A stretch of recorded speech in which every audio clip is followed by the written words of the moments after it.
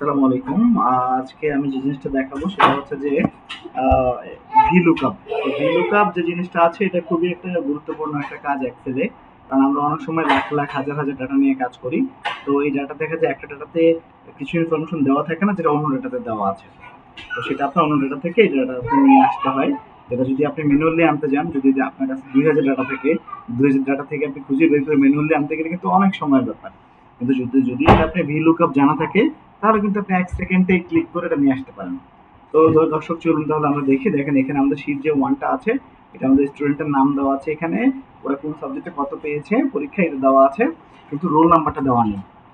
তো আমাদের এখানে শীট টুতে যেটা আছে সেটা হচ্ছে স্টুডেন্টের নামও দেওয়া আছে, রোল নাম্বার দেওয়া আছে।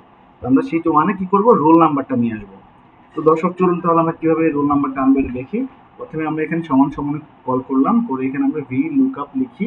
লিখলে আমরা এখানে কি হলো, ভি লুকআপটা চলে আসলো।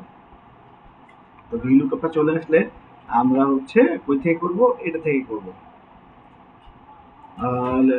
এটা থেকে করব, করে আমরা এখানে একটা কমা দিব। কমা দেওয়ার পর আমরা এখানে চলে যাব। এখানে চলে গিয়ে আমরা, এটা আমাদের কত নাম্বারের রতে আছে, 2 নাম্বার রতে আছে।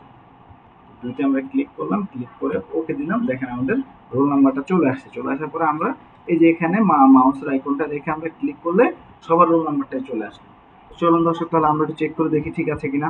যেমন ধরুন আমরা চেক করি যে লিটন, লিটনের কত নাম্বার আসলো, 16 নাম্বার। তোমরা দেখি শিফটতে লিটনের 16 নাম্বার আছে কিনা। হ্যাঁ, 16 নাম্বারই আছে। তারপর আমরা দেখি যে এখানে যেটা আছে যে বা এমডি হারুন, হারুনের রোল 17 নাম্বার। দেখি আমরা হারুনের রোল 17 আছে কিনা। চলুন দেখি যে হারুন 17 নাম্বার আছে কিনা। এই যে হারুন, হ্যাঁ 17। তার মানে এটা বোঝা যাচ্ছে যে এটা খুব সহজেই হয়ে গেছে। তার মানে ভিলুকআপটা কিন্তু করা খুবই সহজ। আপনারা কিন্তু একবারেই ভিলুকআপটা পারবেন, এটা একদম ইজি। থ্যাংক ইউ সবাইকে। আসসালামু আলাইকুম।